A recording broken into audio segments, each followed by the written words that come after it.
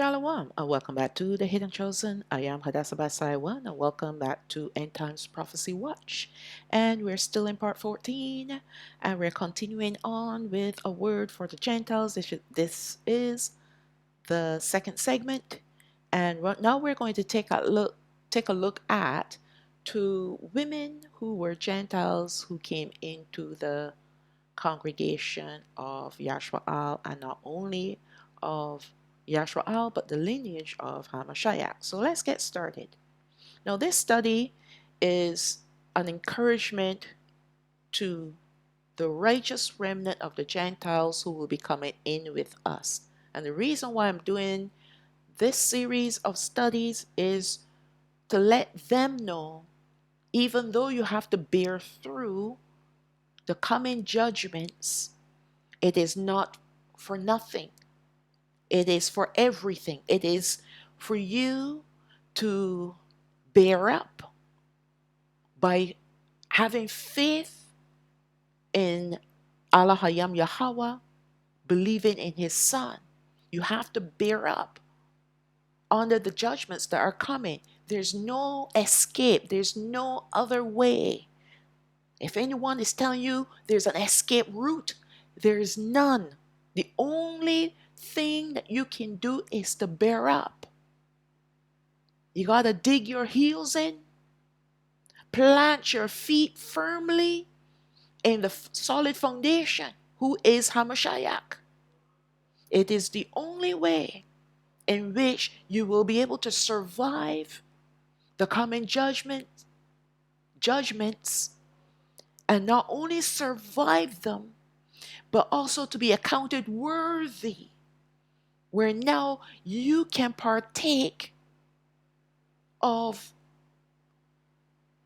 the inheritance that Yasharaal will be having. You will receive a portion of our inheritance, and that will be eternal life in the presence of Alahayam Yahweh and all the different promises he has given to us, Yasharaal. You will receive a portion of that. All right, so this is just to show not only the Gentiles, but our brethren too, because our brethren, just like Ka'apa'a and myself, we weren't really paying any attention to the Gentiles. And we're kind of pushing them to the side, not understanding that Alahayam has a plan for them too. All right, so now I'm doing this to allow our own brethren to know and recognize that Gentiles have a part in the plan as well. They are not the plan. But in order for them to partake of what Alahayam has for Yasharaal, they have to submit themselves under these judgments. Wipe any thought in your mind. Wipe it clean of any thoughts of escaping or finding a loophole by marrying someone from Yasharaal. You can't hitch yourself to us to escape with us. It's not going to happen. All right? You have to stay strong in your belief, in your faith, and ride the storm, just like how we have been riding the storm for thousands of years. The southern kingdom especially, we've been riding the storms for thousands of years. And now it is our time to rest. All right? So let's get started. Now that we have laid the groundwork of knowledge concerning what the Gentiles need to do in order to come into the congregation of Yasharaal, let us be reminded of a few Gentiles who became part of the history and lineage of Yasharaal. They were allowed in as part of our people because they showed great faith in Yahweh. And most importantly, they turned away from their pagan gods. This is the only way in, is by adhering to the same laws and commandments and statutes and judgments that Yasharaal has to obey and adhere to. If Gentiles feel that they have another way in, they call it grace, it's not going to work. That's not what grace is there for. You have to endure, and endure with great patience and faith. Let's look at Yahawashao. That's the book of Joshua, chapter 2, verse 8. And before they were laid down, she came up unto them upon the roof. Now, let me give you a little bit of a backdrop to this story. This is the time when Yahawashao, who's Joshua, who took over the reins from Masha. Masha is gone. Yahawashao, who is Joshua, has taken over leadership over the 12 tribes of Yasharaal. He was instructed by Alahayam Yahweh to take down Jericho.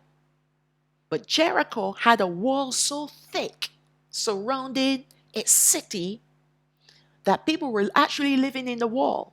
They had apartments in the wall. And one of those people was a woman by the name of Rahab. Went in to Jericho to spy out the land.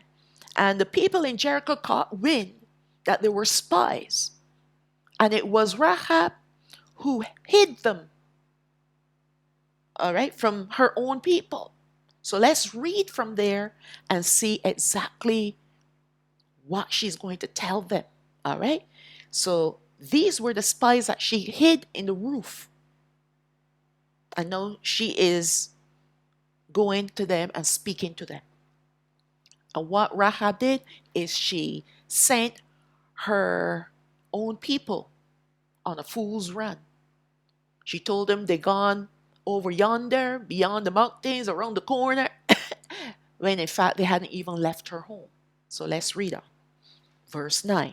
And she said unto the men, I know that Yahweh has given you the land. Now this woman had knowledge. She was a harlot. She was a prostitute. But she had knowledge. She heard about all the different things that Alahayam Yahweh had done for his people from the time they left Matzarayam. Word spread like wildfire about all the things that Alahayam Yahweh had done for his people and caused them to escape, caused them to leave Matzarayam with grace. All right? She heard about that. She heard about when they crossed the Red Sea. She heard about all their victories. This woman's heart was moved. Let's read on. I know that Yahweh has given you the land. How could she know this? She heard. And not only by the word of mouth, but by Ruach HaKadosh, who whispered in her ear.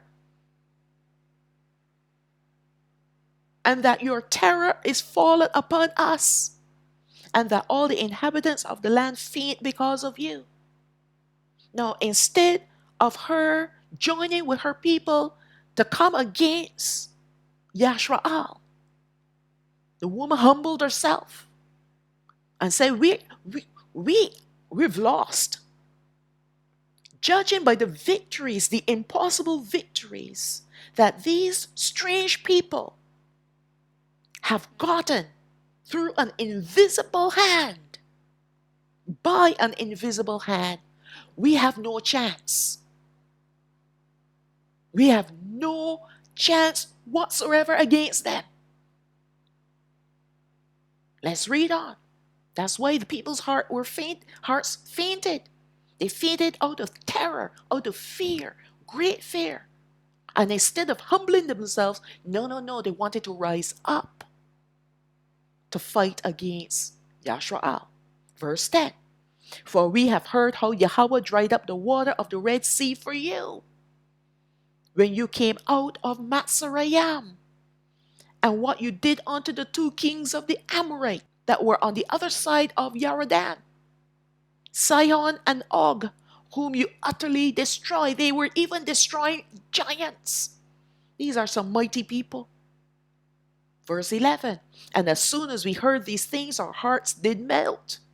Did they neither did there remain any more courage in any man. Well, of course, we'll have to be fearful. They took down giants.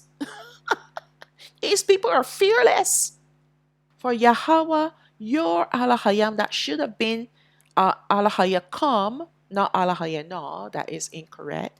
It is your Alahayam, plural, talking about the congregation of Yasharaal. He is Alahayam in heaven above and in the earth beneath. So she's declaring his glory. She's giving him honor and power and blessing.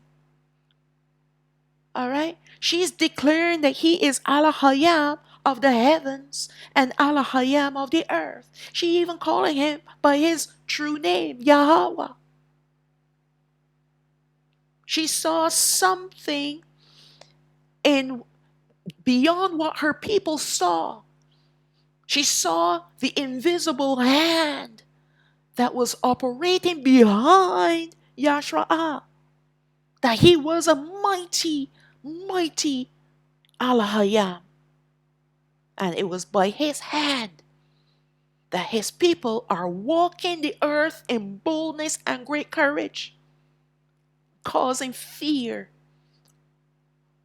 to fall upon the nations around them. She saw it. So let's read on, verse 12.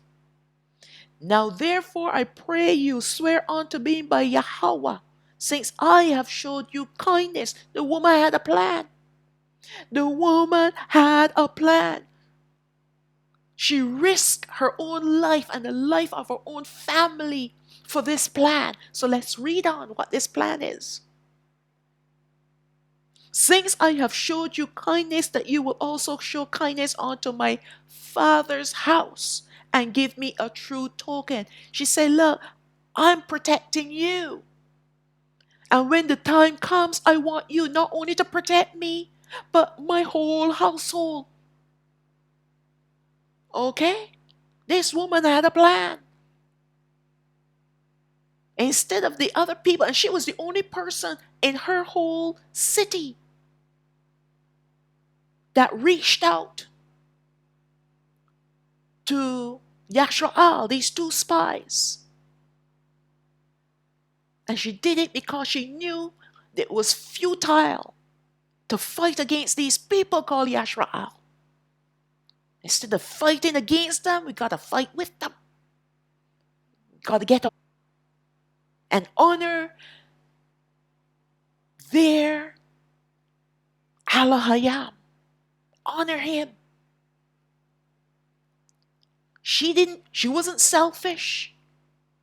She wasn't seeking an escape for herself or protection for herself. She was seeking it for her entire household. That tells you a lot about this woman. Let's read on, verse 13. And that you will save alive my father and my mother and my brethren and my sisters and all that they have, and deliver our lives from death. She knew death was coming. She knew it. And she grabbed hold of the opportunity that was presented to her by Alahayam himself. When those two spies came looking for protection, she gave it to them readily in exchange for protection from them when they come to destroy the city. Not only for herself, but her whole household. Verse 14. And the men answered her, our lives for yours. If you utter not this our business, if you don't say anything to anyone, all right, we will grant you your requests.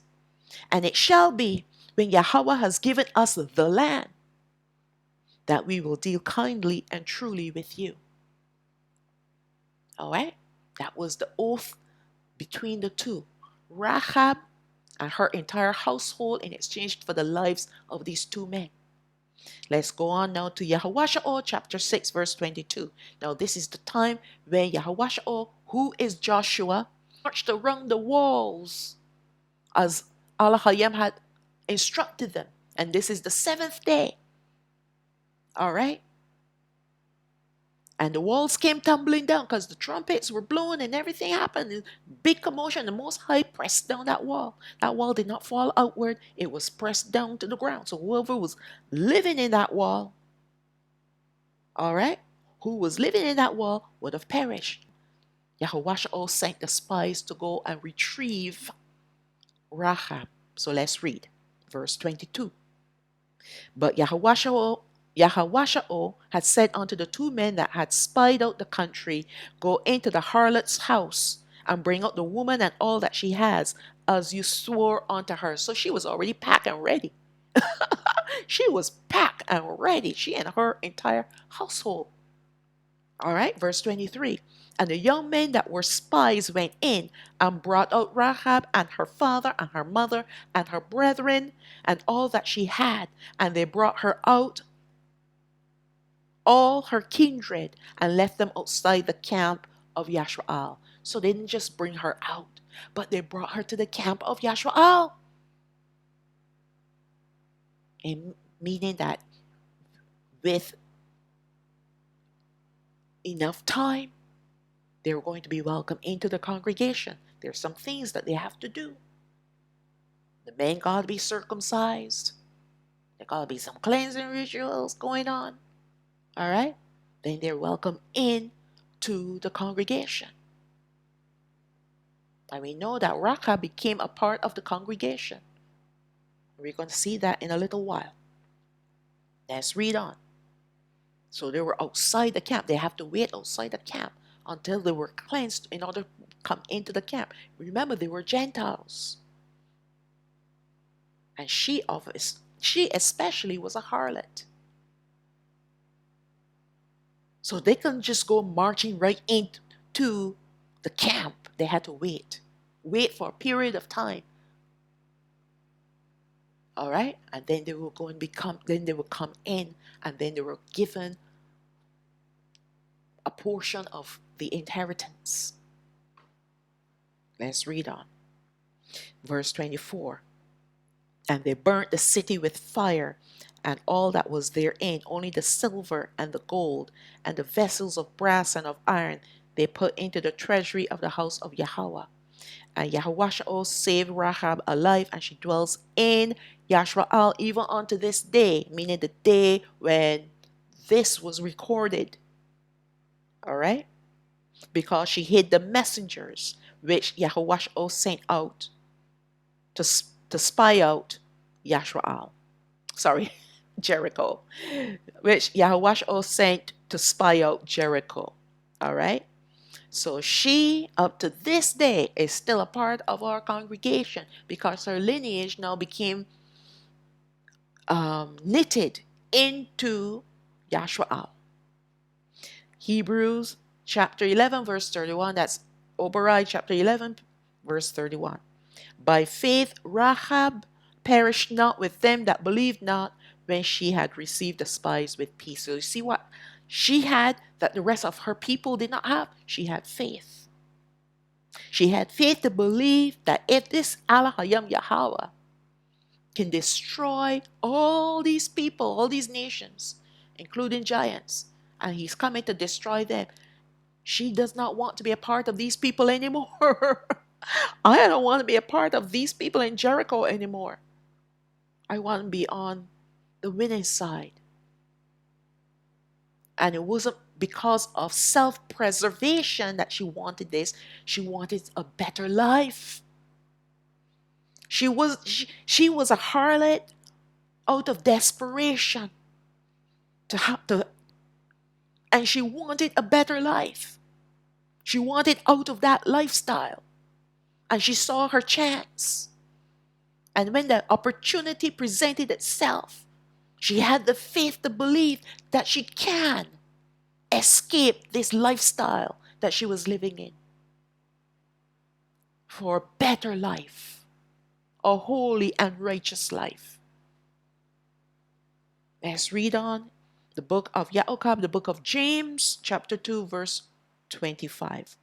Likewise also was not Rahab the harlot justified by works when she had received the messengers and had sent them out another way? The messengers were the two spies. She received them, she hid them, she sent her people to the left because she knew the spies were going to the right. And it was by faith. Faith not just by words, but by her actions. Because she took a chance. She took a chance. She risked her own life for a better life. She figured, well, I have nothing to lose. All right? She saw the writing on the wall for Jericho. She said, I want no part of this. Matthew chapter 1, verse 5. Now we're going to look at the genealogy now. And Salmon begat Boaz of Rahab. This is the same Rahab. Rahab was married into the tribe of Yahawashao, Judah. And she gave birth to a son called Boaz. And you're going to find out that Boaz ended up marrying another Gentile. Let's read on. And Boaz begat Obed of Ruth. That's Rawath. Ruth was a Moabite.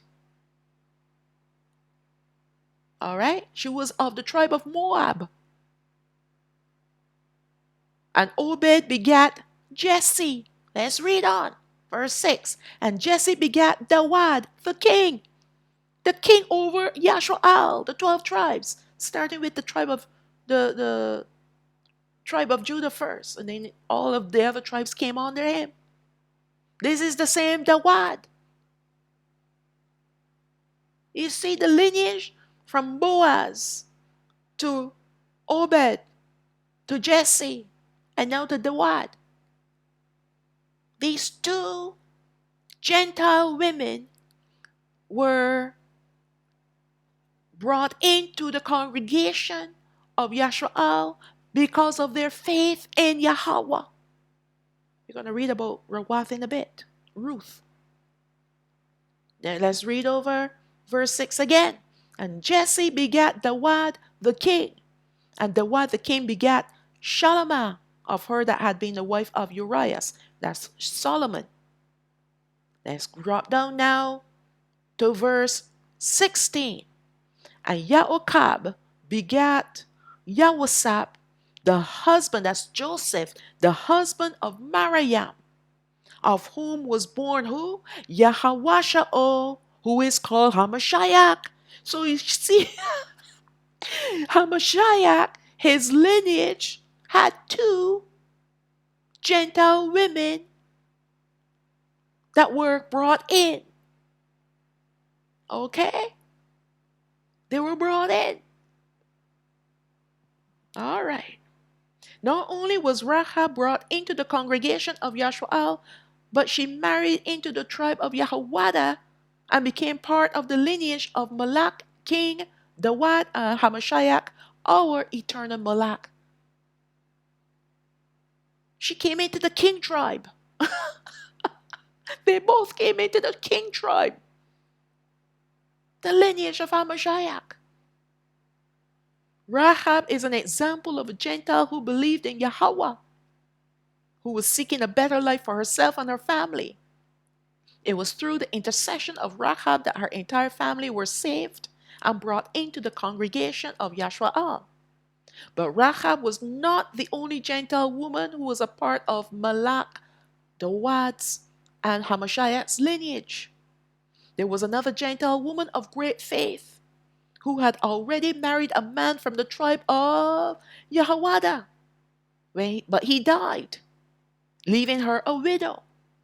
She was given the opportunity to return to her people, but she refused to return to them. She refused to go back into paganism. She saw something in Naomi, who is Naomi. She saw something in her. She saw something in who she believed in. And she wanted to hold on to that through faith. Let's look at the book of Ruth, chapter 1, verse 1. Now it came to pass in the days when the judges ruled that there was a famine in the land. So this is the days before kings. All right, because the kingship only came through, started with Saul, but then Dawid became the king. But before that, there were the judges. And a certain man of Laham Yahawada, that is Bethlehem, Judah, went to sojourn in the country of Moab. He and his wife and his 2 sons. They were looking for food. There was famine in the land where they were living. Verse 2. And the name of the man was Malak, that's Elimelech, which means Alahai, my Alahayam is king, Malak. So he had a powerful name. And the name of his wife was Naomi, meaning my delight, another powerful name. And the names of his 2 sons, get this, Mahalawan, meaning Mahlon, and it means sick. So Mahalawan is the Oberai translation from Mahlon, and it means sick. And Kalayawan, that is the Oberai name again, and the name in the Bible you will see is Chelion, meaning pining. So they had 2 sons that had 2 terrible names. One was sick and the other one was pining. Ephrathites of Laham Yahawada, that's who they were. And they came into the country of Moab and continued there. That's where they were living. So because of a famine in the land of Yasharaal, this family of 4 left their country called Laham Yahawada. That's in the area where the tribe of Judah would have been living, because they felt they had a better chance of survival in a foreign pagan country. So they left their country to live in Moab to survive. The Moabites were the descendants of Lot, who is Lot. And Moab being the incestuous offspring between him and his daughter. Remember, that's how the tribe, the people, the nation of the Moabites came about. He had 2 daughters, and they slept with their own father to produce sons. And these sons came out to be, the enemies of Yasharaal, especially the Moabites. The Moabites today are the people of Yarden, meaning Jordan. And in the days of our forefathers, they were our enemies. Nevertheless, in the time when Naomi and her family went to live there, they were not troubled by the Moabites. And so they settled in that nation. Naomi and her family were called Ephrathites, not because they were of the tribe of Ephraim, but that was the name of their family clan. They were the Ephrathites of Laham Yahawada. All right, that's one thing we have to understand. They were not from Ephraim. They were from the tribe of Yahawada.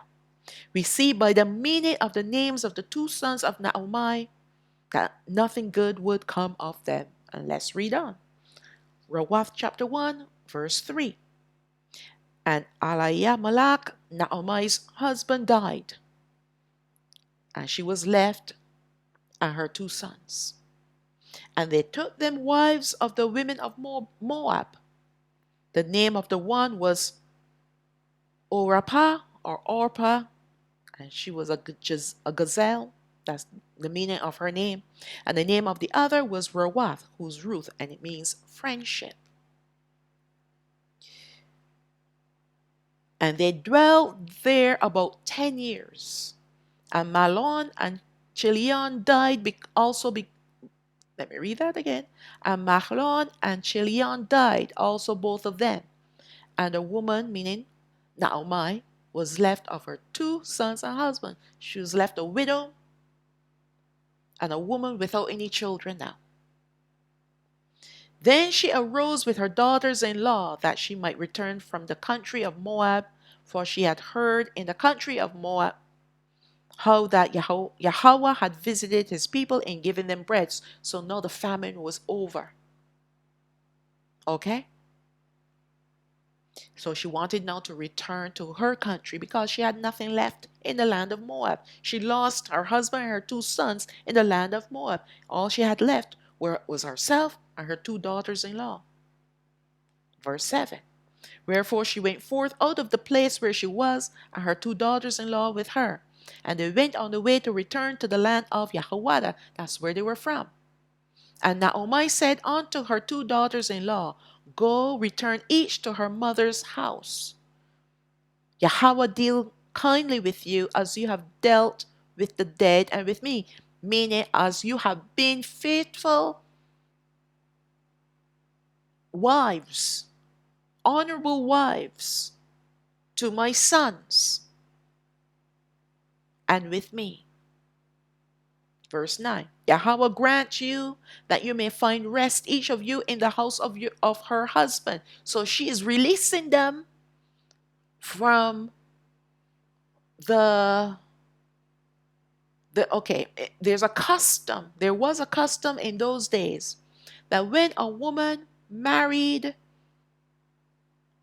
of Yasharaal, when they marry into any of the tribes of Yasharaal, and that husband dies, they now have to marry either a brother or the closest relative in order to bear seed onto the dead spouse. All right, that was the custom, and that was how the tribes maintained their numbers. All right. So it was their responsibility as they had married into Yahawada to find a close relative, because Naomi had no more children, in order to marry again, to give seed, to give seed onto their dead husbands. So now she is releasing them from that custom. All right, she's releasing them. Then she kissed them and lifted up their voice, and they lifted up their voice and wept. Why? Because they didn't want to leave her. She said, you can go back to your people and marry from your own family, from your own people. Let's read on. Verse 10. And they said unto her, surely we will return with you unto your people. And Naomi said, turn again, my daughters, why will you go with me? Are there yet any more sons in my womb, that they may be your husbands? Turn again, my daughters, go your way, for I am too old to have a husband. And even if I should say, I have hope, if I should have a husband also tonight, and should also bear sons, would you tarry for them? Would you wait for them till they were grown? Would you stay for them from having husbands? Would you wait for them to grow up to be your husband? She said, no, no, my daughters, for it grieved me much for your sakes that the hand of Yahweh is gone out against me. And they lifted up their voices and wept again. And Orpah kissed her mother-in-law, but Ruth clave unto her. She clung to her. See the difference? One gave a kiss, the other one just hugged her, embraced her, and did not want to let her go. Verse 16. And she said, behold,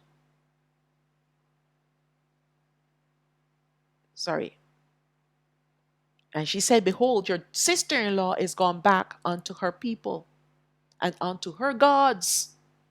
Return you after your sister-in-law. I hold nothing grievous or menacing against you. I have no ill feelings against you if you decide to go back to your people, to your gods, and marry back into your family, into your people. I have no ill feelings towards you. Orpah has gone. You can go to Rawath. Let's see what Rawath says. Verse 16. And Rawath said, entreat me not to leave you, or return from following after you. For where you go, I will go, and where you lodge, I will lodge. And your people shall be my people, and your Alahayam, my Alahayam. You see the faith of this woman? She's like, I'm not going back to paganism. Your people now will be my people, and your Alahayam will be Alahai, my Alahayam. Verse 17, she didn't even stop there. She said, where you die will I die, and there will I be buried. So you're going back to the land of Yahawada? I'm going back there too, because that's where I'm going to die. Yahweh do so to me, and more also, if aught but death parts you and me. Nothing can separate me from you, only death. That's faith, and not just words. She's talking, she has the actions to go with it. Because she left and went back to the province of Yahawada. And there she met Boaz. All right, she was out there gleaning in his fields. And they end up getting married. It was a love story. All right. We see a dramatic difference between Orpah and Rawath, where Orpah, as remorseful as she was feeling, returned to her people and her gods. Yeah, because how she was feeling was all emotional. It didn't go very deep. Rawath, on the other hand, her heart was beating for Yahweh. She had changed. She was no longer a Moabitess, worshiping her pagan gods. She was now, through marriage of Yahawada, she accepted Alahayam as her Alahayam. She wanted to worship him and him alone. She wanted to be amongst his people, not her people. She wanted to live as his people were living, not the way how the Moabites were living. She saw something better. No matter how badly things went with Naomi, she saw something better, and she wanted it, and she grabbed hold of it. Just like Rahab, she saw something better. And you know what they saw? They saw the hand operating through the people of Yasharaal. They saw Yahweh in his people. No matter how down and out Naomi was, Rawath saw Alahayam, Yahweh, in her. And she was drawn to him in her. All right? She was drawn by Alahayam himself.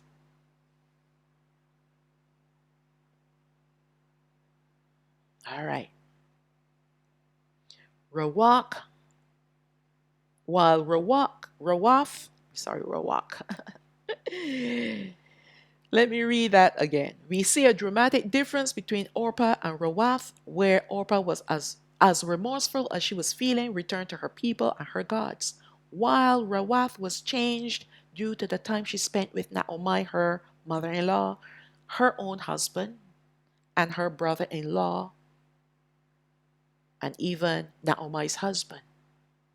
Rawath chose to cleave to Naomi rather than to return to her pagan gods and her pagan people and that pagan lifestyle.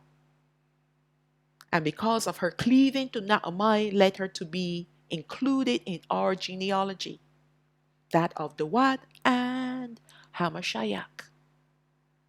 But most importantly, Rawath cleaved to Yahweh to be her Alahayam, just like what he warned our forefathers to do.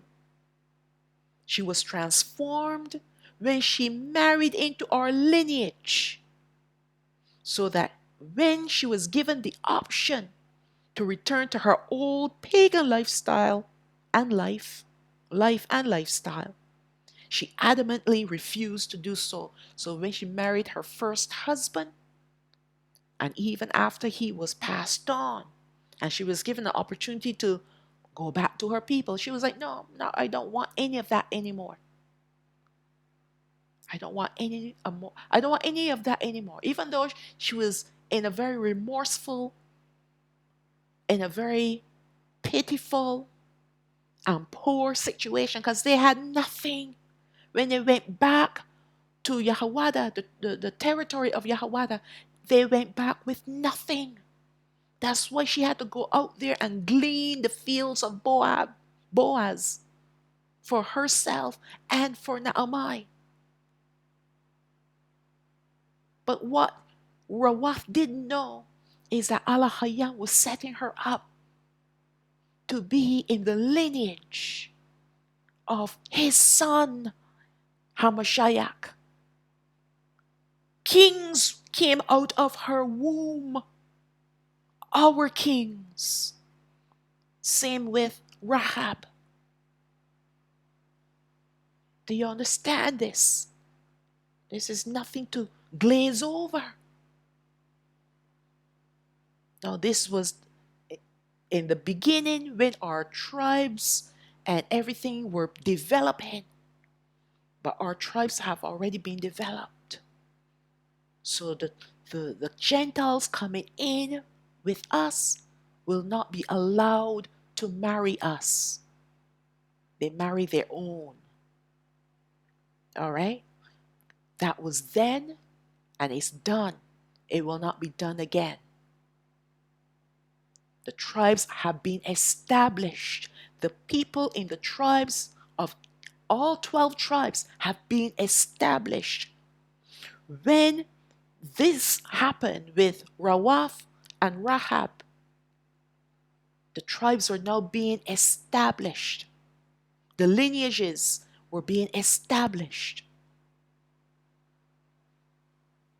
Especially the lineage of Yahawada is now being established to bring forth Dawad and later on HaMashayach.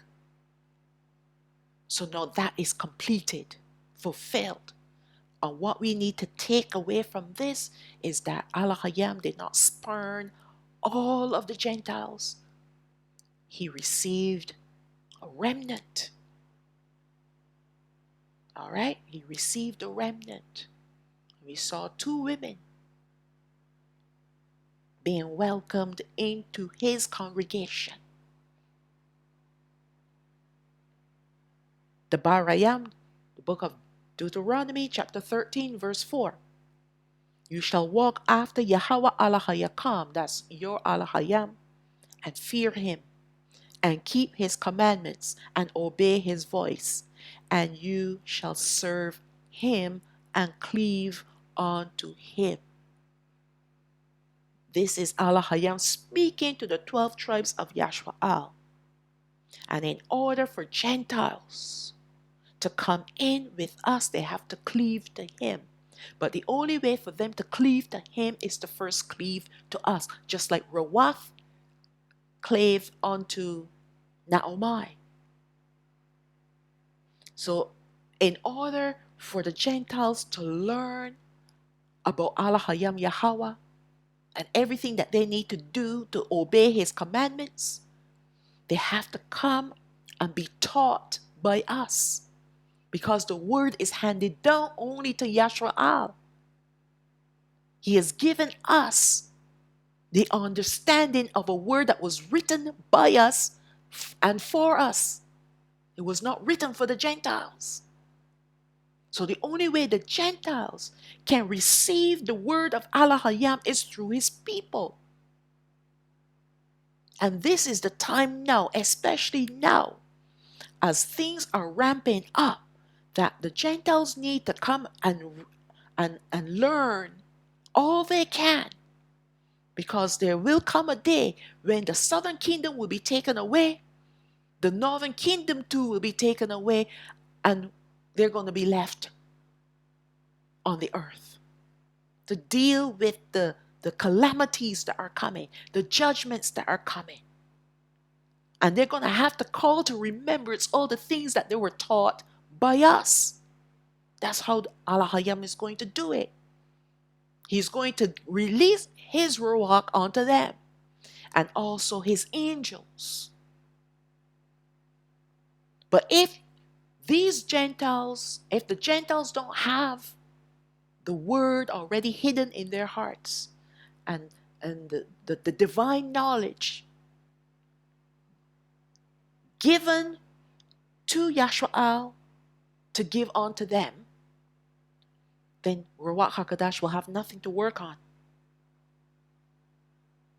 The word has to be already there. Just like the disciples of HaMashayach, he taught them. He said, when I leave you, I will send my comforter, who is Ruach HaAmath, the Spirit of truth, and he's going to bring to remembrance all the things that I have taught you. All right? He's going to give you a refresher. He's going to remind you of the things that I have taught you. And not only is he going to do that, but he's going to give you your revelation, understanding. And that's why it is important for the Gentiles to hunker down right now and learn what they can, as much as they can, so that when the time comes and Ruach HaKodesh is released, he's only going to be released to specific people, not to everyone. Then he has something to work with, because they have the word hidden in their hearts. All right? So that's the ending of the second segment. It gets better. By the third segment, we're going to look at a centurion